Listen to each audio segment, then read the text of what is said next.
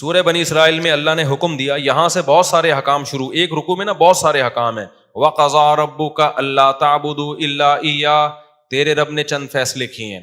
Number 1, دیکھو یہ اسلام کے احکام ہیں, ابھی سے عزم کر لو ہم تمام ان احکام کو فالو کریں گے. اس میں کوئی رفع الیدین کا جھگڑا نہیں ہے, کوئی ٹانگیں چوڑی کرنے پتلی کرنے کا جھگڑا نہیں ہے. یہ کس کے حکام ہیں؟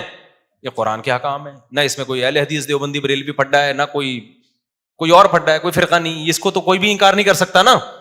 تو جنت میں جانے کے لیے یہ کرنا میرے لیے بھی ضروری اور آپ کے لیے بھی ضروری. وہ کیا احکام ہے؟ ابھی سے نیت کرو ہم سب نے ان تمام احکام کو فالو کرنا ہے. پہلا حکم اللہ تعبدوا الا ایہ, عبادت کس کی ہوگی؟ صرف اللہ کی. عبادت میں وَمَن يَدْعُو مَعَ اللَّهِ, اللہ کے سوا کسی کو پکارنا عبادت ہے. قرآن میں دوسری جگہ پر آتا ہے صرف یا اللہ مدد, یا علی مدد, یا غوث آدم مدد, یا رسول اللہ مدد, یہ نعرے لگانا بولو نا چھوڑ دو. صرف کیا چلے گا؟ یا اللہ مدد, اس کے علاوہ کوئی نعرہ نہیں لگانا. مدد کس سے مانگی جائے گی؟ اللہ سے. بار بار واقعہ سناتا ہوں نا, ایک بندے نے کہا میرا آدھا دھڑ فالج ہو گیا ہے, ہر جگہ چلا گیا ٹھیک نہیں ہو رہا, سنا ہے کہ مزار پہ جانے سے ٹھیک ہو جائے گا, مزار میں جو بابا ہیں ان کے پاس جاؤں گا وہ ٹھیک کر دیں گے, ان کی کرامت ہے.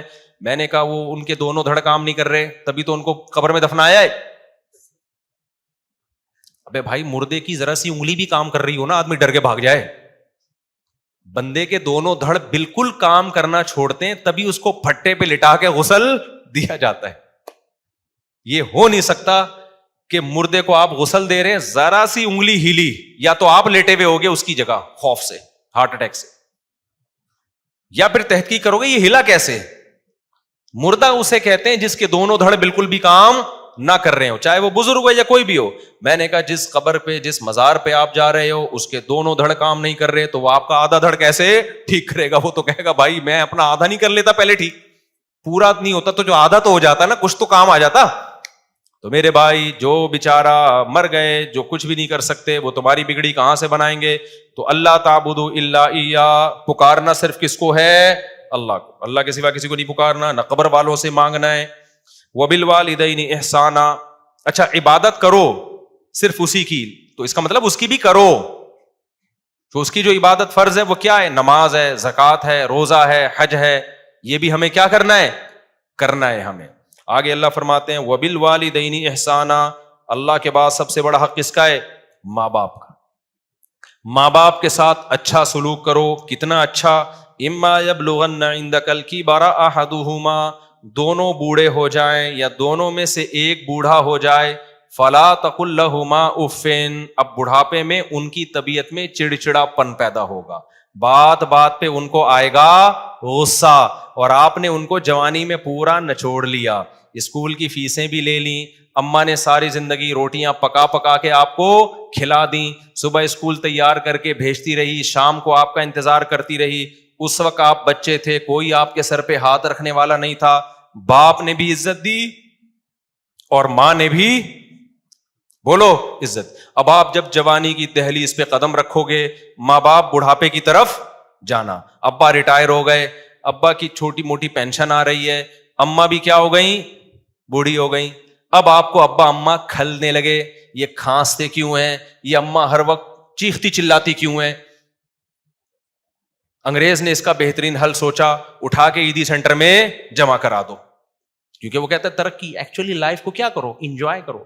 گورا یہی کہتا ہے تمیز سے ملو ہر ایک سے. گورے کے اخلاق بہت اچھے ہوتے ہیں, واقعی اچھے ہوتے ہیں. اب جب بھی پاکستان ہو کوئی نہ کوئی بڑا نظر آ رہا ہوتا ہے ہمیں, بہت اچھے اخلاق ہوتے ہیں, لیکن ابا اماں کے لیے بولو نہیں ہوتے. اللہ کہہ رہا ہے نا نا نا, کسٹمر کی تو کہیں اللہ بات ہی نہیں کر رہا پورے رکوع میں, کسٹمر سے اچھے اخلاق سے بات کرو. اللہ کا ہوتا ہے تو ان کا باپ بھی کرے گا, وہاں ان کا بزنس ہے. اصل تو جو ہیں وہ کون ہے؟ ابا اماں کو. تو گورے نے بولا سائنسی ترقی, ہم نے ترقی کرنی ہے, لائف کو انجوائے کرنا ہے. ابا کھانس رہے ہیں, اٹھا کے کہاں لے جاؤ؟ اولڈ ہاؤس میں کیئر ہوگی, وہاں گورنمنٹ نے ملازم رکھا ہوا ہے. گورنمنٹ کہے گی آپ نہیں ان پہ خرچ کرو گے, بلکہ ہم آپ کی 40% سیلری کاٹیں گے اور قوم کے بوڑھوں کو کھلائیں گے. بڈھا کہتا ہے ماشاء اللہ گورنمنٹ ہماری کتنی اچھی, اور پاکستان میں گورنمنٹ بوڑھوں کو نہیں کھلاتی. بھائی پاکستان میں اولاد بوڑھوں کو کھلاتی ہے, گورنمنٹ اس لیے نہیں کھلاتی. گورنمنٹ تو ویسے بھی کسی کو نہیں کھلاتی, گورنمنٹ کا کام تو کھانا ہے, کھلانا تھوڑی ہے. کیا خیال ہے بھائی؟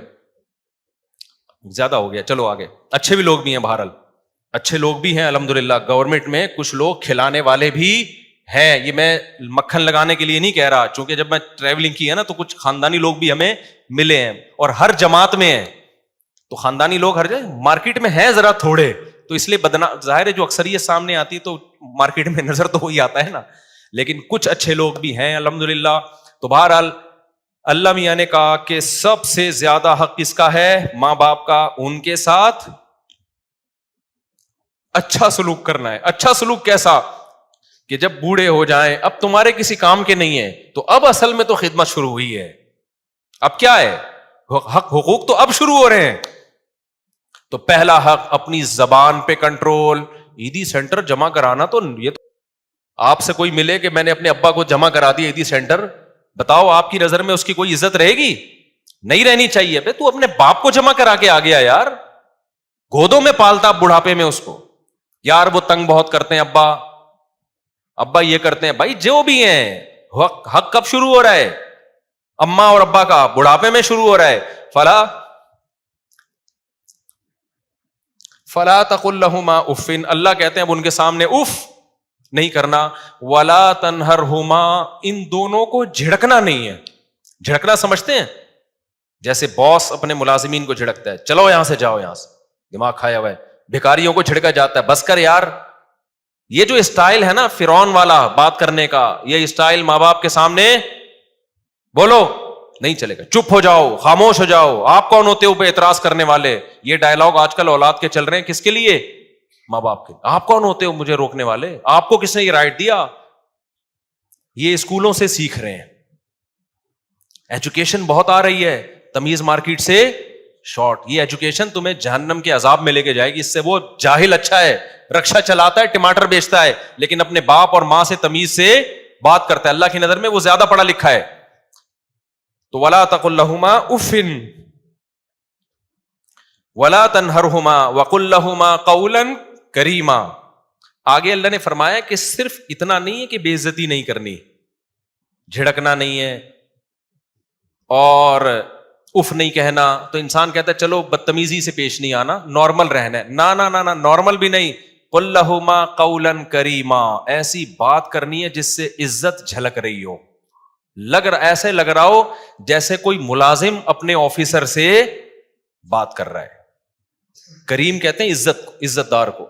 قول کریم ہونا چاہیے جس سے رسپیکٹ کیا ہو, نظر آ رہی ہو, لوگوں کو پتا چلے یہ اولاد ہے اور یہ کیا ہے, باپ ہے.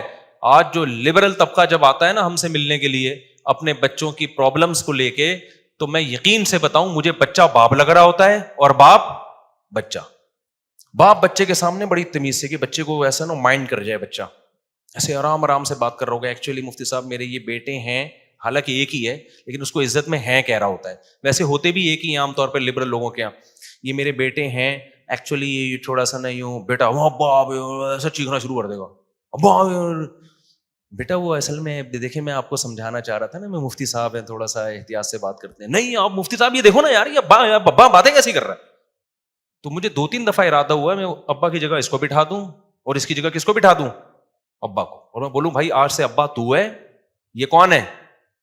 اسٹائل سے تو لگ رہا ہے باپ تو ہے. تو یہ تربیت یہ ہو رہی ہے مارکیٹ میں, یہ ہو رہی ہے تربیت. تو اپنے اسٹائل سے یہ ثابت کرنا پڑے گا کہ ابا جو ہے وہ ابا ہے, اماں جو ہے وہ کیا ہے, بیٹیاں اماں کے ساتھ بڑی بدتمیزی کرتی ہیں. یار آپ کون ہوتی ہو مجھے روکنے والی, آپ کون ہوتی ہو, آپ چپ ہو جاؤ, میں کیوں چپ ہوں. یار یہ اسٹائل ہے بھائی, ہم تو اپنے بچپن میں تصور نہیں کر سکتے تھے کہ آپ کون ہوتی ہو مجھے روکنے والی. ماں جب کہہ رہی ہے چپ ہو جاؤ تو آپ چپ ہو جاؤ, میں کیوں چپ ہوں. خدا کی قسم ہم اپنے بچپن میں یہ تصور نہیں کر سکتے تھے کہ کوئی اولاد اپنی ماں, کوئی بیٹی اپنی ماں کو یہ الفاظ کہہ سکتی ہے. بڑے بدتمیزی والے الفاظ ہیں یہ. تو یہ بہت خطرناک بات ہے. اس لیے اللہ تعالیٰ قرآن میں فرماتے ہیں وَقُلْ لَهُمَا قَوْلًا كَرِيمًا, بات کیسے کرنی ہے, عزت کے ساتھ. وَاخْفِضْ لَهُمَا جَنَاحَ الذُّلِّ مِنَ الرَّحْمَةِ, یہ تو بات کا اسٹائل بتا دیا. کھڑے ہونے کا اسٹائل کیسا ہو, ذلت سے اپنے بازوؤں کو جھکانا ہے. دیکھنے سے بھی, بات سے بھی پتا چلے کہ یہ چھوٹا ہے اور وہ بڑے ہیں, اور کھڑے ہونے اور کے اسٹائل سے بھی پتا چلے کہ یہ چھوٹا ہے اور وہ کیا ہے, بولو, بڑے ہیں. ایسے سینہ تان کے ان کے سامنے کھڑا ہوا ہے, ابا نیچے بیٹھے ہوئے, خود اوپر چڑھ کے بیٹھا ہوا ہے. تو یہ بڑی غلط بات ہے. ایسے بھی ہم نے دیکھے ہیں, سنا ہے کہ ابا بچوں کے جوتے پالش کر رہے ہوتے ہیں. یہ بڑی غلط بات ہے یار, بچے کو تو کرنے ہی نہیں دینا چاہیے یہ کام, کہ ابا کیوں کرے گا بھائی یہ. اچھا, اس میں ماں باپ بھی اپنے بچوں کو بگاڑ رہے ہوتے ہیں. اتنی بچوں کی کوئی رسپیکٹ دے رہے ہوتے ہیں نا بچپن میں, بچوں کو مارے دھاڑے نہیں, بدتمیزی سے بات نہ کریں, لیکن ان کو یہ احساس دلائیں کہ ابا میں ہوں, اماں یہ ہے, تم گھر کے مالک نہیں ہو. خود ہی اپنے ہاتھوں بگاڑ کے اتنا مسلط کر لیتے ہیں نا کہ پھر ساری زندگی ان کے غلام بنے رہتے ہیں. یہ بھی بہت غلط ہے. ان کو یہ تربیت بھی کس نے دینی ہے, والدین نے دینی ہے. اور ایک اہم بات یہ بھی ہے کہ دیکھو, ماں باپ کے لیے اولاد پہ ظلم بہرحال جائز نہیں ہے کہ اپنے اختیارات کا ناجائز فائدہ اٹھائیں. بعض دفعہ ماں باپ اولاد کو بلا وجہ ٹارچر کرتے ہیں, طنز کرتے ہیں, تانے دیتے ہیں, دوسروں کے سامنے اس کی برائی کرتے ہیں. تو میں ان ماں باپ کی حوصلہ افزائی نہیں کر رہا, وہ خود اپنے ہاتھوں اپنی اولاد کو بگاڑتے ہیں. جہاں اللہ نے اولاد پر اتنے سارے ماں باپ کے حقوق رکھے, وہاں ماں باپ کی ایک بڑی ذمہ داری یہ ہے کہ اپنی اولاد کو لوگوں کے سامنے رسوا مت کریں. ایسا نہ ہو دوسروں کو بتاتے پھر میرا بیٹا یہ کرتا ہے, میرا بیٹا یہ کرتا ہے. بیٹے کے دل میں پھر ایک نفرت پیدا ہوتی ہے کہ یار میرے ابا, مجھے باپ تو عزت کا ذریعہ بنتا ہے نا. تو کچھ ذمہ داریاں والدین کی بھی ہیں. بعض مائیں بلا وجہ بیٹیوں کو ٹارچر کرتی رہتی ہیں, طنز کرتی رہتی ہیں, تانے دیتی رہتی ہیں, اس سے وہ ذہنی مریضہ بن جاتی ہیں. تو ماں کو بھی چاہیے, دیکھو ایک کام سب لوگ گھر میں کر لینا, انشاءاللہ سکون ہو جائے گا. گھر میں چیخنے پر پابندی لگا دو, بس کوئی بھی نہیں چیخے گا, نہ ابا نہ اماں نہ بچے. ایسا سکون پیدا ہو جائے گا نا کہ ہٹو بچوں. اور اس کے لیے لقمان علیہ السلام والا واقعہ سنا دو. لقمان علیہ السلام نے اپنے بچے سے کیا کہا کہ بچے جب بھی بات کرنا آرام سے. کیوں؟ سب سے بری آواز کس کی ہوتی ہے؟ گدھے کی. گدھے کی بات بری نہیں ہوتی, اسٹائل کیا ہوتا ہے؟ برا ہوتا ہے. تو اگر آپ نے اتنا بھی کر لیا نا, گھر میں چیخنے پر پابندی, نہ باپ چیخے نہ ماں چیخے نہ اولاد چیخے, تو ایسا لگے گا جیسے آگ پہ نہ ٹھنڈا پانی ڈال دیا. اور یہ شروع سے جب شادی ہو نا جس دن, اسی دن سے ماحول بنانا پڑتا ہے. دلہن جب آئی اس کو سمجھا دو, بیگم کوئی بھی بات ہوگی تمیز سے. میں بھی جب کوئی بات کروں گا تو کیسے کروں گا؟ تو آپ لوگ تو ابھی سے ہی موڈ نہیں ہو رہا آپ لوگوں کا, تو کیا کرو گے تمیز سے؟ منہ سے بول تو دو نا. جو بات ہوگی کیسے ہوگی؟ چیخنا چلانا نہیں ہوگا, بس آدھے سے زیادہ کام. کیونکہ بچے ماں باپ کو چیختا چلاتا دیکھتے ہیں تو چیخنا سیکھتے ہیں. ماؤں کو چیخنا چلانا دیکھتے ہیں, ہاں ماں بات بات پہ کوٹ رہی ہے, بچے کو پڑھ گیا, چیخ رہی ہے, کم بخت, الو کا پٹھا پیدا ہو گیا, اور یہ وہ ایسا چیخ رہا ہے, تو پھر بچے کے اخلاق بھی ایسے ہی ہو جاتے ہیں. اور اگر آرام سے سمجھائے گی تو بچہ بھی کیا ہوگا؟ بات آرام سے کرے گا. تو یہ بہت اہم پوائنٹ کی بات ہے. گھروں میں چیخنے کے ماحول کو کیا کرو, بول لو نا, تاکہ سبق یاد ہو جائے. ختم کرو بیٹا تمیز سے. تو دلہن جب آئی ہے اس سے تمیز سے بات کا آغاز کرو. اس سے بولو میری کل آپ سے شادی ہوئی تھی, اس سلسلے میں حاضر ہوا ہوں. اتنی بھی تمیز صحیح نہیں. وہ ایک آدمی بہت تمیز والا تھا نا, جب رخصتی دلہن کی ہوئی تو سمجھ میں نہیں آ رہا بات کیسے شروع کروں. تو وہ ہر بات میں تمیز, کچھ ضرورت سے زیادہ اس نے 2 گولیاں کھا لی تھی وہ تمیز والی جو ہے نا. تو کہہ رہے میری کل آپ سے شادی ہوئی تھی, اس سلسلے میں میں حاضر ہوں. تو اتنی بھی تمیز نہیں, لیکن میں سمجھانے کے لیے بتا رہا ہوں. آپ ایک واقعہ سنا دیتا ہوں, اس سے تمیز سمجھ میں آ جائے گی. وہ ایک صاحب نے بتایا کہ ایک انگلینڈ میں نا یا امریکہ میں سوئمنگ پول میں ایک انگریز عورت اپنے بچے کو لے کر آئی اور ایک پاکستانی عورت اپنے بچے کو لے کر آئی سوئمنگ سکھانے کے لیے. دونوں کے بچے چھلانگ لگاتے ہوئے ڈر رہے ہیں. تو کہہ رہے انگریز عورت اپنے بچے کو سمجھا رہی ہے, بیٹا, جو بھی انگلش میں اس کو سمجھا رہی تھی اس کا ترجمہ کہ دیکھو تم, مجھے پتا ہے تم کر سکتے ہو, تم سوئمنگ پر کر سکتے ہو, تم ویسے ہی ڈر رہے ہو, تم کرو, اس سے یہ ہوگا کہ تمہیں دیکھ کے دوسرے بچے بھی ہمت کریں گے. بچہ کہہ رہے نہیں نہیں, کہہ رہی نہیں مجھے پتا ہے تم کر لو گے. تم اس کو بڑی زبردست طریقے سے موٹیویٹ کر رہی ہے, اور ادھر ہماری موٹیویٹ کر رہی ہے کہ میری باری کب آئے گی. ہماری والی جو براؤن تھی وہ کیا کہتی ہے, ان صاحب نے, وہ مولوی صاحب تھے, مجھے قصہ سنا رہے تھے, کہنے وہ کہہ رہی لگانا چھلانگ. بچہ کہہ رہا نہیں, بے غیرت, $50 پتہ نہیں $100 ضائع کروا دیے میرے. اس وقت تو بڑا چیخ رہا تھا, امی سوئمنگ کرا دو, الو کے پٹھے, لگانا چھلانگ. کمینہ اور وہ پھر بس وہ وہاں مارنے پر تو پابندی ہے, ورنہ یہاں ہوتا تو طبیعت سے اس کا کباب بن جاتا بچے کا پٹ پٹ کے نا. لیکن زبان سے جتنے تانے دے سکتی تھی نا بے غیرت, وہاں تو شور مچایا ہوا تھا, پیسے ضائع کروا دیے. کہہ رہے میں دیکھ رہا ہوں یار یہ گوری ہے, یہ اپنے بچے سے کیسے بات کر رہی ہے, اور ہماری دیسی جو ہے. تو وہ جو اسٹائل تھا نا گوری کا, وہ قرآن و سنت کے مطابق تھا. ہماری والی قرآن و سنت کو مانتی ہے لیکن اس کو فالو نہیں کر رہی. تو اپنے نبی کو دیکھو, نبی نے اپنے بچوں کے ساتھ کیسا معاملہ کیا ہے. حضرت حسن حسین آپ کے کمر مبارک پہ بیٹھ جایا کرتے تھے. تو بچوں کو بگاڑنے میں ماں باپ کا بھی دخل ہوتا ہے. بہرحال ہم بچوں کو یہی کہیں گے تمہارے ماں باپ نے تمہیں سنوارا ہو یا بگاڑا ہو, لیکن تم پر بہرحال ان کا حق ہے. اب ایسا نہ ہو کہ آپ ابا سے بولو ابا چونکہ آپ نے مجھے بدتمیزی سکھائی ہے میں بات بدتمیزی سے ہی کروں گا. آپ کو تمیز ہی سے بات کرنی پڑے گی, کیونکہ ہم ماں باپ کی فرما برداری اور ان کے ساتھ حسن سلوک ماں باپ کی وجہ سے نہیں کرتے. کس کا حکم سمجھ کے کرتے ہیں؟ اللہ نے حکم دیا, اللہ پوچھے گا ہم سے. تو جب اللہ کا حکم ہے تو اب تو آپشن ہی نہیں ہے نا ہمارے پاس. اب میں جلدی سے آگے کے احکام بیان کر دیتا ہوں. آگے اللہ نے فرمایا وآت ذی القربى, آگے اللہ نے فرمایا اگر ماں باپ کے ساتھ کبھی بد کلامی ہو جائے تو پھر توبہ استغفار کا دروازہ کھلا ہوا ہے, کیونکہ اکٹھے رہتے ہیں ہمیشہ, کبھی اونچ نیچ ہو جاتی ہے تو مایوس نہ ہونا, توبہ کر کے اپنے احوال کی اصلاح کر لینا. آگے اللہ نے فرمایا وآت ذی القربى حقہ, قریبی رشتہ داروں کو ان کا حق دو. یہ بھی اللہ کا بہت اہم حکم ہے, قریب ترین رشتوں کا حق دوسروں سے زیادہ. 5 منٹ میں بس بیان ختم کر رہا ہوں. میں نے سوچا کہ 1 گھنٹے سے زیادہ نہیں بڑھنے دوں گا بیان. قریب ترین رشتہ داروں کو ان کا حق دو. آج سے عزم کریں, سب سے قریبی بھائی بہن ہوتے ہیں, پھر والدہ کے ابا اور اماں کے جو رشتہ دار ہیں, ماموں چچا پھپھو خالہ یہ ہیں, پھر ان کے بچے ہیں, اپنے بہن بھائیوں کے بچے ہیں, تو یہ سب سے کیا ہیں؟ قریبی. تو ان کو ان کا حق دو. کیا مطلب؟ ان میں کوئی غریب ہے, مسکین ہے, تو آپ کی ذمہ داری ہے آپ تفتیش کریں کہ کون مستحق ہے, اس کو مانگنے کا موقع نہ آئے, آپ نے خود اس کے ساتھ تعاون کرنا ہے, پوچھنا ہے. آگے اللہ فرماتے ہیں والمسکین, غریبوں کو ان کا حق دو, مسافروں کو دو. مسافروں کو کیسے چونا لگایا جاتا ہے؟ کوئی مسافر آ جائے نا ٹیکسی والے کے پاس, ٹیکسی والے کو پتا چل جائے کہ یہ مسافر ہے, ٹیکسی والا اس کو 10 کے 4 گنا ریٹ بتا رہا ہوتا ہے. اس کو پتا ہے اس کو یہاں کے ریٹ پتہ ہی نہیں ہے. ہم بچپن سے دیکھ رہے ہیں, پہلے تو گورے بہت آیا کرتے تھے, ورلڈ ٹریڈ سینٹر کے بعد آنا بند ہو گئے, پہلے گورے بہت آیا کرتے تھے. ہمیں یاد ہے جب انگریز آتے تھے نا تو وہ ٹیکسی والے نا ان کو ڈبل سے بھی زیادہ کرایہ بتاتے تھے. حالانکہ کوئی بھی مسافر ہے بھائی, جب دوسرے تو وہ رعایت کا مستحق ہے. لاہور میں ہم جاتے تھے تو ٹیکسی والے کو پتا چل جاتا تھا ہماری اردو سے یہ کہاں سے آیا ہے, کراچی.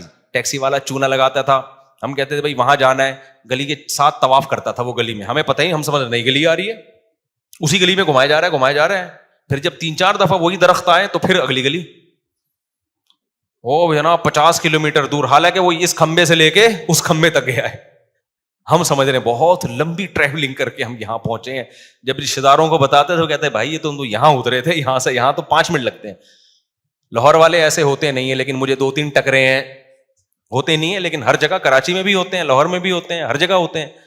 تو یہ آپ کو جب پتا چل گیا بندہ کراچی کا ہے تو چونا نہ لگاؤ, بلکہ اس کو عزت دو. پنجاب والا جب کراچی آئے, آپ کو اس کی لینگویج سے پتا چل گیا یہ لاہور یا ملتان سے آیا ہے, تو بجائے چونا لگانے کے آپ اس کو کیا دو کہ یار اپنے کراچی میں آیا ہے تو ہم ایسا معاملہ کریں گے کہ اچھا امیج لے کے جائے گا. یار کراچی والے تو کیا ہوتے ہیں, بڑے خاندانی. لیکن پاکستان میں ہر آدمی کے پاس چونے کے ڈبے ہیں, ٹھیک ہے نا. وہ کہتا ہے یار کوئی بندہ ملے, ٹوپیاں لے کے بیٹھے ہوئے ہیں, کوئی بندہ ملے جس کے سر پہ آ جائے اس کو پہنا دو. تو یہ کام مت کرو, قرآن منع کرتا ہے. آگے اللہ فرماتے ہیں وَلَا تُبَذِّرْ تَبْذِيرًا, خرچ کرنا ہے, رشتہ داروں پہ بھی پھینکنا نہیں ہے. ایسا نہ ہو سخاوت کے جوش میں آ کے یوں اڑانا شروع کر دو اور پھر کل لوگوں سے بھیک مانگ رہے ہو. یہ کس سلسلے میں آئے جی, وہ میں نے بیان سن کے سخاوت اتنی کر دی تھی کہ آج میرے پاس گیس بجلی کے بل کے پیسے نہیں ہے. کیا کرو, یہ شیطان کا کام ہے.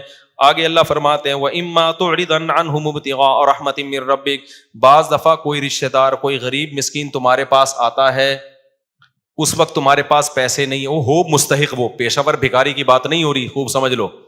اس وقت پیسے نہیں ہے, لیکن تمہیں پتا ہے بعد میں پیسے آ جائیں گے, تو اس سے نرم بات کہہ دو کہ بھائی ابھی نہیں ہے, لیکن مجھے اللہ سے امید ہے کل انتظام ہو جائے گا, تو کل میں تمہیں دے دوں گا. دیکھو کیسے اللہ کہاں کہاں تک سمجھا رہے ہیں. آگے اللہ نے فرمایا نہ اپنے ہاتھ کو گردن سے باندھو, کنجوس بن کے زندگی گزارو کہ جی وہ الماری سے روٹی لگا لگا کے, بہت پرانا لطیفہ ہو گیا. ایک کنجوس آدمی کو بچے کہتے تھے ابا دیسی گھی لے کر آ, دیسی گھی لے کر آ. ابا کنجوس, اس نے کہا مہنگا ہے. بہرحال ایک دن ابا گھی کا ڈبہ لے آئے. جب بھی کوئی آئل یا گھی کا ڈبہ ہوتا ہے باہر بھی چکناہٹ ہوتی ہے, تو ابا نے کہا بیٹا گھی کے ڈبے سے لگا لگا کے کھاؤ, جب تک باہر مکمل ختم نہ ہو جائے نا ڈبہ نہیں کھلے گا. وہ بچے بےچارے صبح ناشتے میں نا ڈبے کو چاٹ رہے. اب اس کو سفر پہ جانا تھا تو یہ ڈبہ الماری میں بند کر کے چلا گیا کہ کم بخت کھول نہ لیں گے. کئی دنوں کے بعد واپس آیا تو بچے سے پوچھا کہ بچوں تم نے گھی کا ڈبہ کھولا تو نہیں؟ نہیں ابا ہم نے نہیں کھولا. بیٹا پھر ناشتہ کیسے کرتے تھے؟ ابا الماری سے روٹی لگا لگا کے کھاتے تھے. وہ بھی کنجوس کے بچے تھے نا. ابا الماری سے روٹی لگا لگا کے کھاتے تھے. اس نے رکھ کے ایک تھپڑ لگایا. بغیر تو کچھ دن گھی کے بغیر صبر نہیں ہو سکتا تھا. یہ کیا ہے؟ ہاتھ گلے سے باندھ لینا. لا تجعل یدک مغلولۃ الی عنقک, اپنے ہاتھوں کو گردن سے مت باندھ. دیا اللہ نے, اڑاؤ یار, خرچ کرو, لیکن ولا تبسطھا کل البسط, ایسے ہاتھ بھی نہ پھیلا دو. ایسا نہ ہو کہ اپنی چادر سے زیادہ پاؤں پھیلانا شروع کر دیے, جیسے شادیوں میں لوگ اڑا رہے ہوتے ہیں نا. ایک ولیمے میں ایسا پیسہ اڑایا, پھر مجھے آ کے کہہ رہے ہوتے ہیں آپ دوسری شادی کی بات کرتے ہو, خرچہ ایک میں اتنا ہو جاتا ہے. بھائی تم نے جس اسٹائل میں ولیمہ کیا اس میں تھوڑی, اس میں تو ایک بھی نہیں ہوتی. جو جس طرح کے خرچے کر رہے ہو ایسے اڑا رہے ہوتے ہیں ذرا ذرا سی تقریبات پر, اس کے بعد کچھ ہے ہی نہیں. اچھا یہ خوب سمجھ لو, ہر آدمی اپنی حیثیت کے مطابق خرچ کرے گا. بعض دفعہ لوگ کہہ رہے ہوتے ہیں وہ فلاں مالدار نے ڈیفینس میں اتنے بڑے ہوٹل میں ولیمہ کیا ہے اور اتنا لگژری کھانا, یہ تو اسراف ہے. بھائی اس کی کروڑوں کی آمدن ہے, اس کے لیے یہ دال چاول ہیں, ٹھیک ہے نا. تو یہ جو اسراف کی ڈیفینیشن ہے نا, یہ ہر ایک کے حق میں مختلف ہے. جن کو زیادہ دیا ان کے لیے یہ کچھ بھی نہیں ہے, جن کو کم دیا ان کے لیے تو 2 دیگیں بھی ہو سکتا ہے بہتوں. تو اسراف میں کبھی کسی کو دیکھ کے کہ اتنا زبردست اس نے انتظام کیسے کر لیا, تو وہ اس پہ آپ نہیں حکم لگا سکتے. اس کی ہر آدمی اپنی آمدن کے حساب سے خرچ کرتا ہے, اور کرنا بھی چاہیے. ایک کروڑ پتی آدمی اگر دال چاول کھلائے گا تو یہ کنجوسی ہے, اور ایک غریب آدمی جس کے پاس دال چاول کے پیسے بھی نہیں ہے وہ دال چاول بھی کھلائے گا تو یہ کیا ہے؟ اسراف ہے. تو اسراف کی ڈیفینیشن ہر ایک کو دیکھ کر مختلف ہوتی ہے. جلدی سے مکمل کر لوں. آگے اللہ نے فرمایا وَلَا تَقْتُلُوا أَوْلَادَكُمْ خَشْيَةَ إِمْلَاقٍ, غربت کے خوف سے اپنے بچوں کو قتل مت کرو. نَحْنُ نَرْزُقُهُمْ وَإِيَّاكُمْ, ہم ان کو بھی روزی دیں گے اور تم کو بھی دیں گے. علماء نے اس آیت کے تحت لکھا ہے کہ حمل گرا دینا یہ بھی حرام ہے اسی آیت کی روشنی میں, اس خوف سے کہ میں خرچے کہاں سے پورے کروں گا. آج بہت سے لوگوں کی کال آ رہی ہوتی ہیں, بھائی مجھ صاحب میرے 2 بچے ہیں, ایکچولی ان کے خرچے پورے نہیں ہو رہے, ایکچولی یہ ہو رہا ہے, ابھی پھر پریگننسی ہو گئی صاحب اس مہنگائی کے دور میں. بھائی اللہ کہہ رہا ہے کہ نہیں اجازت آپ کو. رزق کس کے ذمے ہے؟ جب بچہ پیدا ہوتا ہے ماں کی چھاتیوں میں دودھ آتا ہے تو اللہ دے گا. آپ کہتے ہو بھائی دودھ ہی ضرور نہیں ہے نا, آگے بھی تو ہے بہت سارے مسائل. تو اللہ نے دودھ ایک سائن علامت کے طور پہ کہ ابھی اس کی ضرورت تو ابھی یہ دے رہا ہوں, اس کا مطلب جب جو ضرورت ہوگی وہ میں دے دوں گا. تو یہ فیملی پلاننگ والوں کے نظریات سے بالکل متاثر مت ہو. اولاد کا معاملہ کیلکولیٹر سے نہیں ہے کہ اتنے ہو گئے تو اتنی تنخواہ تو اتنے ہو سکتے ہیں, اتنے, یہ گوروں کا کام ہے. مسلمان کو اس کی اجازت نہیں ہے. ہماری اولاد اللہ کی مخلوق پہلے ہے, ہماری اولاد بعد میں ہے. سمجھتا ہے کہ نہیں سمجھتا ہے؟ آگے اللہ فرماتے ہیں وَلَا تَقْرَبُوا الزِّنَا, زنا کے قریب بھی مت پھٹکو. دیکھو جتنے بھی احکام اللہ نے بتائے نا, اس میں کسی میں یہ نہیں کہا کہ اس جرم کے قریب بھی مت جاؤ. واحد ایک زنا ہے جس کے بارے میں کہا اس کے قریب بھی مت جاؤ, کیونکہ جو قریب جاتا ہے وہ زنا کر لیتا ہے. قریب جانے کا کیا مطلب؟ موبائل میں لڑکیوں کے نمبر رکھے ہوئے ہیں, بلاک کر دو نمبر سارے. بلاک کرنے سے پہلے ایک میسج بھیج دو, یہ آپشن کہ بھائی اب میں شادی کرنا چاہتا ہوں, آپ اگر میری وائف بننا چاہتی ہیں تو موسٹ ویلکم, ادروائز نمبر کیا ہو رہا ہے؟ بلاک. پھر دوسری کو بھیجو, پھر مسرت کو بھیجو, پھر کائنات کو بھیجو, پھر راحت کو بھیجو. وہ ہے نا لطیفہ, میں بہت دفعہ سن لیا. یہی ہوتا ہے نا, یہ ساری لیڈیز جن کے نمبر آپ نے سیو کیے ہوئے ہیں ان کو, ورنہ پھر وہی ہوگا جو اس بندے کے ساتھ ہوا تھا. ایک بندے کی شادی ہوئی, بیگم کو کہہ رہا ہے کہ آج سے تم میری کائنات، تم میری مسرت، تم ہی میری راحت اور تم ہی میری فرحت. وہ تو ویسے ہی کہہ رہا ہے، وہ سمجھی اپنی گرل فرینڈ کے نام بتا رہا ہے. تو فوراً کہتی ہے اچھا پھر تم ہی میرے غفار بھی، تم ہی میرے ستار بھی، تم ہی میرے وسیم بھی، تم ہی میرے غفور بھی، سب کچھ تم ہی. وہ حیران یار یہ کیا ہو رہا ہے مارکیٹ. تو وہ راز پھر اگلنا شروع ہو جاتے ہیں. ٹھیک ہے نا. پاک دامنی والی زندگی گزارو. تو اللہ فرماتے ہیں زنا کے قریب بھی مت پھٹکو، یہ بہت بڑا گناہ ہے. اور کسی انسانی جان کو قتل مت کرو. آگے اللہ فرماتے ہیں وَلَا تَقْرَبُوا مَالَ الْيَتِيمِ، یتیم کے مال کے بھی قریب مت جاؤ. یہاں بھی قریب جانے کا، قریب جانا کا. یتیم کسے کہتے ہیں؟ آپ کے بھائی کی ڈیتھ ہو گئی، اس کے چھوٹے چھوٹے بچے ہیں، تو چچا ان بچوں کی وراثت کھا جاتا ہے، بڑا بھائی چھوٹے بھائیوں کی وراثت کھا جاتا ہے. یتیم کا مطلب یہ نہیں کہ عیدی سینٹر سے یتیم بچوں کے چپل کوئی چوری کر رہا ہے جا کے، یہ عربوں میں نہیں ہوتا تھا. یتیم کا مطلب ہے کہ جب باپ مر گیا تو چھوٹے بچوں کی وراثت رشتہ دار کھا جاتے ہیں. اللہ کہتے ہیں یہ کام مت کرنا. وَأَوْفُوا الْكَيْلَ إِذَا كِلْتُمْ، ناپ تول میں کمی مت کرو. اپنا حق لینے کی باری آتی ہے تو پورا حق لیتے ہو، دینے کی باری آتی ہے تو ڈنڈی مارتے ہو، ایسا مت کرو. اوفوا بالعہد، معاہدوں اور ایگریمنٹ کو پورا کیا کرو. آگے لا تخف ما لیس لک بہ علم، جب تک مکمل نالج نہ ہو کسی چیز کے در پہ نہ ہو تبصرہ مت کیا کرو. فلانے نے یہ کر دیا، فلانے نے یہ کر دیا. کل مجھے کسی نے پوسٹ بھیجی کسی آفیسر کے بارے میں کہ وہ یہ کروڑوں روپے کھا گیا اور یہ کر رہا ہے. میں نے کہا آپ نے خود اپنی آنکھوں سے دیکھا ہے کتنے روپے کھا گیا؟ وہ اپنی آنکھوں سے دیکھا ہے؟ کہہ رہے نہیں میں نے دیکھا تو نہیں ہے لیکن یہ دیکھو ثبوت ہے. میں نے کہا ان ثبوت کو تجزیہ آپ کو اینالائز کرنا آتا ہے؟ آپ تجزیہ کرنا آتا ہے؟ آپ جج ہو؟ کہہ رہے یار. میں نے کہا کیوں بلا وجہ کچھ بھی چلا دو مارکیٹ میں پھیل جاتا ہے. سچ بہت کم بولا جاتا ہے. تو کبھی کسی کی باتوں میں آ کے کسی کو تبصرہ کرنا، کسی ادارے کو برا کہنا، کسی فرد کو برا کہنا، یہ اپنی زندگیوں سے ہمیشہ کے لیے کیا کر دو، ختم. جب تک 2 اور 2 4 کی طرح واضح دلائل آپ کے پاس نہ ہو. کسی کو بھی بدنام کرنا ہو نا، فیس بک پہ آپ پوسٹیں چلا دو، پھیل جاتی ہیں. لوگ کہہ رہے ہیں یہ دیکھو کیا کر رہا ہے. پہلے یہ تو دیکھو کہ اس نے یہ میرے بارے میں بھی چلاتے ہیں، کبھی عمران خان کے بارے میں، کبھی مولانا فضل الرحمان کے بارے میں پوسٹ. میں بیٹھا ہوں مجھے پتہ ہی نہیں، میری ایک پوسٹ آ جائے گی عمران خان امام مہدی میں کوئی فرق ہی نہیں ہے، ایسی زبردست پوسٹ چلا دیں گے. پی ٹی آئی والے زندہ باد مفتی، یہ والی آئی نہیں، اس سے ملتی جلتی. پی ٹی آئی والے زندہ باد، مفتی طارق مسعود زبردست. دوسری آ جائے گی مولانا فضل الرحمان ایسے ہیں، کچھ الٹا سیدھا. جیوا والے ابے اس کی ایسی کی تیسی، ابے اس کی ہے. نہ میں نے ادھر کچھ کہا ہوتا ہے، نہ میں نے جو میں نے تقریریں کی ہوئی ہیں وہ پڑھی ہوئی ہیں، وہ ویڈیو ہے وہ سنو، وہ اس کا میں ذمہ دار ہوں. ایک میری پوسٹ کسی نے چلا دی کہ یزید جنتی ہے، نیچے شیعوں کی گالیاں دبا کے. ابے تم تحقیق تو کرو، میں نے بولا بھی ہے کہ نہیں بولا. آگے یہ کہ کیونکہ قسطنطنیہ کی لڑائی میں وہ شریک تھا لہذا وہ کیا ہے، جنتی. شیعہ لوگوں نے دبا کے گالیاں لکھی ہیں، یہ یزیدی ہے، یہ فلانا ہے. بھائی تم تحقیق تو کرو، یہ کس نے چلایا ہے؟ ہمارے آفیشیل چینل سے تو کوئی پوسٹ نہیں چلی. اب تک وہ یہی سمجھ رہے ہیں کہ یہ کیا ہے، یزید کو جنت.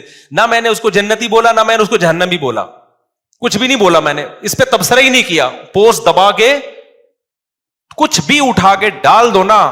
ہماری قوم میں یہ شعور نہیں ہے کہ تحقیق کریں ایسا ہوا بھی ہے کہ نہیں ہوا. تو چلاتے رہتے ہیں مارکیٹ میں. ہاں ہمارے جو ویڈیو بیانات ہیں اس کا میں ذمہ دار ہوں بھائی، جو میں نے بولے ہیں اس کا میں ذمہ دار ہوں. آپ وہ ویڈیو کٹنگ اس کو بھی کٹ کر کے نہ چلاؤ. ابھی ایک تراویح کا بیان کٹ کر کے چلائے ہوئے لوگوں نے. تراویح کے بارے میں یہ کہہ رہا ہوں کہ نبی صلی اللہ علیہ وسلم سے کوئی تعداد ثابت نہیں ہے. ادھر ٹک یہاں روک دیا. اور اتنی بات کہ بھائی اگر صرف حدیثی کو دیکھنا ہے تو پھر تو غامدی صاحب صحیح کہہ رہے ہیں، یہاں کٹ کیا. دیکھو مجھ صاحب کہہ رہے ہیں، غامدی صاحب کیا کہہ رہے ہیں، لیکن پوری بات آگے. اچھا اس پہ اتنا پروپیگنڈا ہوا. پھر جامعۃ الرشید میں ہمارے استاذ ہیں مفتی محمد صاحب، ان سے باقاعدہ سوال پوچھا گیا کہ مفتی صاحب نے یہ بولا ہے کہ حدیث میں تو کوئی تذکرہ ہی نہیں ملتا، ثابت ہی نہیں ہے. پھر انہوں نے اس کا جواب دیا. اتنا پروپیگنڈا. حدیث میں تبصرہ نہیں ملنے کا مطلب یہ ہے کہ سند کے لحاظ سے کوئی صحیح حدیث ہمارے پاس موجود نہیں ہے کہ جو نبی نے 3 دن تراویح پڑھی تھی کتنی رکعتیں تھیں. لیکن حضرت عمر کا عمل بتاتا ہے کہ نبی نے 20 پڑھی ہوں گی. تو نبی سے ثابت ہونے کے لیے 2 طریقے ہوتے ہیں. ایک ہے تواتر، صحابہ کا عمل، وہ خود بتاتا ہے کہ نبی نے کیا کیا ہے. ایک ہے حدثنا فلان کے ساتھ کوئی سند. بہت سارے شریعت کے حکام آتے ہیں حدیث میں نہیں ملتے، صحابہ سے پتہ چلتا ہے. رکوع میں جا کے جب ہم کھڑے ہوتے ہیں ہاتھ چھوڑنا ہے، ہاتھ باندھنا ہے، حدیث میں کوئی تذکرہ نہیں ہے، لیکن پوری امت کیا کرتی ہے، ہاتھ چھوڑتی ہے. کیوں؟ تواتر عملی ہے, امت کا عمل بتا رہے کہ نبی نے ہاتھ چھوڑے ہوں گے. ہم یہ جو عورتیں ہیں صفا مروہ میں دوڑتی نہیں ہیں, چلتی ہیں, نبی سے تو کچھ بھی ثابت نہیں ہے, نہ حضرت عائشہ سے ثابت ہے کہ دوڑنے کا حکم دیا یا چلنے کا حکم دیا. پوری امت کر رہی ہے تو ہم فرض کر لیتے ہیں کہ صحابہ نے بھی, صحابیات نے کیا کیا ہوگا, وہ بھی چلی ہوں گی, اور نبی نے چلنے کا حکم دیا ہوگا. صراحتاً نہیں ہے, لیکن یہ بھی نبی ہی سے ثابت ہے. اور بہت سارے احکام ہیں. تو جو ہر مسئلے پر حدیث مانگتا ہے نا, وہ خود علم سے کورا ہے. اس کا مطلب اس کے پاس نالج نہیں ہے. حدیث صراحتاً ہوتی ہے یا دلالتاً ہوتی ہے؟ اس کو دلالتاً کہتے ہیں. جیسے امام مالک, بہت سے مسائل پوچھا گیا کہ اس کی آپ کے پاس کیا دلیل ہے, انہوں نے کہا اہل مدینہ ایسے کر رہے ہیں. کیا مطلب؟ جب مدینہ والے کر رہے ہیں تو نبی نے کیا ہوگا. تو نبی کا عمل براہ راست نہیں پہنچا, لیکن دلالتاً پہنچا ہے. خیر, دو آیتیں پڑھ کے بیان ختم کرتا ہوں. تو اللہ فرماتے ہیں جب تک یقینی علم نہ ہو تبصرہ نہ کیا کرو.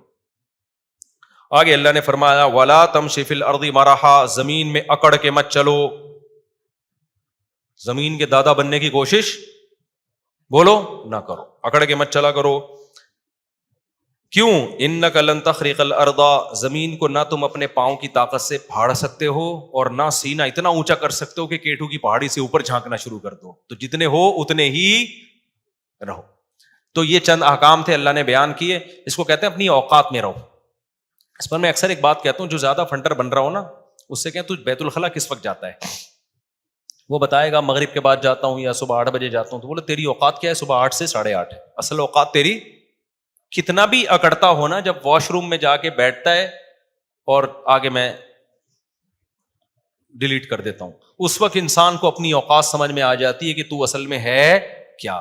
اس لیے ہم نے بزرگوں سے, علماء سے سنا ہے کہ تکبر ہمیشہ پرلے درجے کا بے وقوف اور احمق کرتا ہے. ذرہ برابر بھی عقل ہونا انسان میں, وہ متکبر نہیں ہو سکتا. تکبر ہمیشہ کون لوگ کرتے ہیں؟ بے وقوف جو اپنی اوقات بھول جاتے ہیں. وہ یہ بھول جاتے ہیں غلیظ پانی سے اللہ نے پیدا کیا, ماں کے پیٹ سے باہر نکالا, بچپن میں کیسے ماں کے محتاج تھے, بات بات پہ روتے تھے, ذرا ذرا سی بات پہ چیختے تھے, چلاتے تھے, مائیں سہارا دیتی تھی. اس وقت دادا گیری تھی کیا؟ ماں پھینک کے چلی جاتی, کیا اوقات تھی اس وقت؟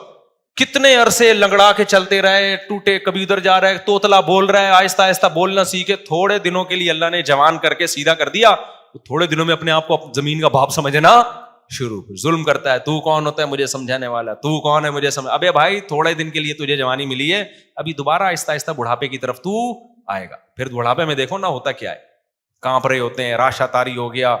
وہ ایک سنگر تھا, بڑی اچھی آواز تھی, جب بوڑھا ہو گیا تو جب گاتا دانت نکل کے نیچے گر جاتے اس کے, کیونکہ الفاظ نکالنے کے لیے دانت کا منہ میں ہونا ضروری ہے. کچھ الفاظ نکلتے ہی نہیں دانتوں کے بغیر. تو پھر بیچارے نے بتیسی لگوائی. پھر جب گانا گاتا بتیسی گر جاتی, پھر لگاتا, پھر گاتا, گر جاتی. کس نے کہا بھائی بار بار کیسٹ کیوں چینج کر رہے ہو, ایک ہی کیسٹ میں بیان کرو نا. تو بڑھاپے میں یہ حال ہوگا, کمر جھکے گی, ہائی ہوئی کی آوازیں آئیں گی. تو یہ اپنا ماضی دیکھو, اپنا فیوچر دیکھو. اور حال بھی کیا ہے, ایک وائرس آ گیا کورونا کا, یا کوئی اور بیماری آ گئی دھڑام سے ایسی کی تیسی, تو نہ حال تمہارا, ابھی تھوڑی سی جوانی ہے, تھوڑا سا کوئی وائرس آڑا ترچا چلا گیا, بیڑا غرق, بخار ہو جاتا ہے, کیسے پڑ جاتے ہیں, چلا رہے ہوتے ہیں. ایک مچھر نے آ کے صبح صبح کاٹ لیا, ڈینگی مچھر نے, اس کی وجہ سے لمبے ہو گئے, پلیٹلیٹس گر گئے, بھیک مانگ رہا ہوتا ہے یار کہیں سے سفید سیل مل جائے مجھے اللہ کا واسطہ. تو تکبر ہمیشہ پرلے درجے کا احمق اور بے وقوف کرے گا, جو تھوڑی سی نعمت ملنے پر اپنی اوقات بھول جاتا ہے. جیسے کسی بھکاری کو آپ نے 3 پیس سوٹ پہنا کے, نہا دھو کے, کشکول لے کے گاڑی میں بٹھا دیا, جبکہ اس کو پتا ہے یہ تھوڑی دیر کے لیے ملا ہے, چھین لیا جائے گا, لیکن وہ بھکاری گاڑی میں بیٹھ کے سیلفیاں لے رہا ہے اور غریبوں کو ٹکرے مارتا ہوا جا رہا ہے, رکشے والوں کو. بھائی کوئی رکشے والا آ رہا ہے اس پہ چڑھا رہا ہے, ابے ہٹ بے غیرت, سڑک پہ چل رہا ہے, دیکھ نہیں رہا کون آ رہا ہے. عقل مند کیا کہے گا, ابے تیری اوقات تو رکشے کی بھی نہیں ہے, 2 منٹ کے لیے تجھے گاڑی ملی ہے اور تو اپنی اوقات بھول گیا. تھپڑ لگا کے اس کو سیٹ کیا کرے گا, اتر نیچے. تو اللہ بھی یہی کرتے ہیں, جو تکبر کرتا ہے نا, میں یہ ہوں, میں یہ ہوں, آج کل یہ بہت چل رہا ہے مارکیٹ میں یہ ہوں, میں یہ ہوں, یہ میں اللہ کو پسند نہیں ہے. تو اس کا نتیجہ نکلتا ہے کہ حدیث میں آتا ہے جو چیز بہت اوپر جاتی ہے اللہ اس کو اسی حساب سے نیچے لے آتے ہیں. تو تکبر سے اپنا ہی نقصان, دماغ بھی خراب ہوتا ہے, ڈپریشن کا مریض بنتا ہے. تواضع اللہ کو پسند ہے, عاجزی اللہ کو پسند ہے. اللہ تعالیٰ سمجھنے کے عمل کی توفیق عطا فرمائے.